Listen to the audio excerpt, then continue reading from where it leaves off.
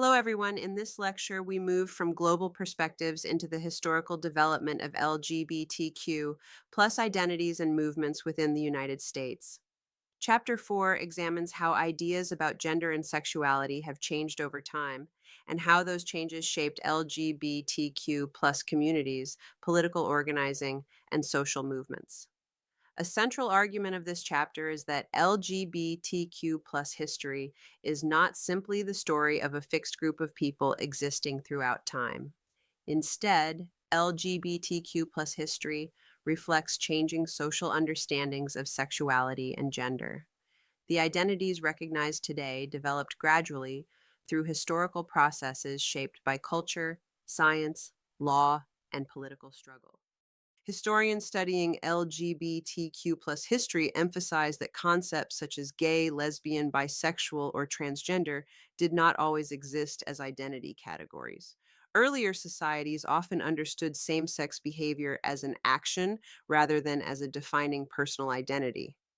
Over time, sexuality shifted from something people did to something people were understood to be. The chapter begins by examining colonial America and the social norms introduced through European settlement.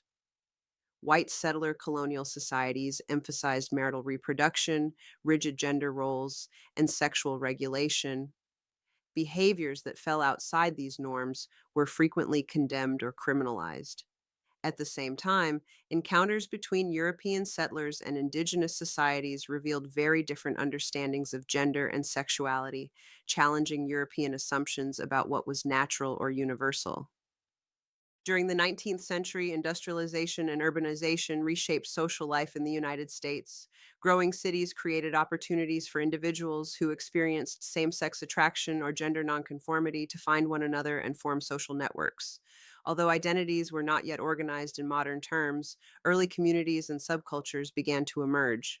A major turning point discussed in the chapter involves the rise of sexology in the late 19th and early 20th centuries.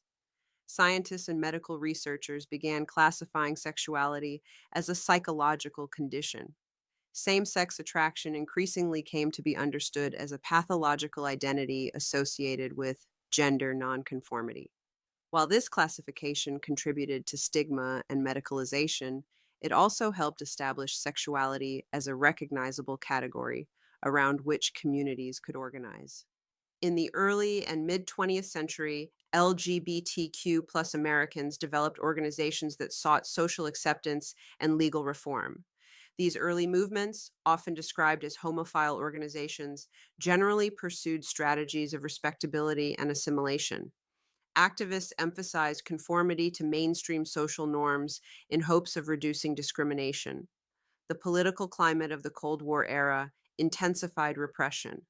Government policies and social fears linked homosexuality with moral weakness and national insecurity, leading to widespread surveillance, job loss, and social exclusion. Despite these pressures, activism continued to grow. The chapter identifies the late 1960s and 1970s as a transformative period in U.S. LGBTQ plus history.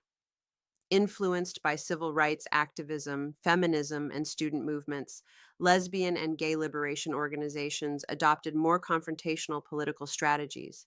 Activists increasingly rejected secrecy and demanded visibility, equality, and social change.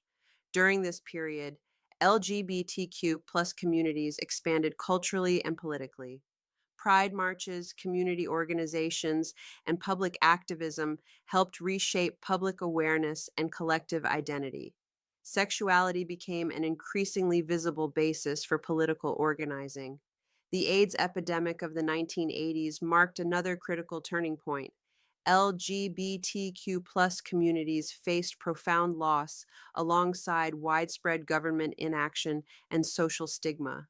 In response, activists created new institutions, advocacy networks, and forms of political resistance. These efforts transformed LGBTQ plus activism and contributed to the emergence of queer politics. The chapter also highlights how LGBTQ plus movements intersected with other struggles for social justice, including racial equality and women's rights movements. These intersections shaped organizing strategies and broadened understandings of inequality. Overall, US LGBTQ plus history demonstrates that identities, communities, and political movements develop through ongoing negotiation between social norms and resistance.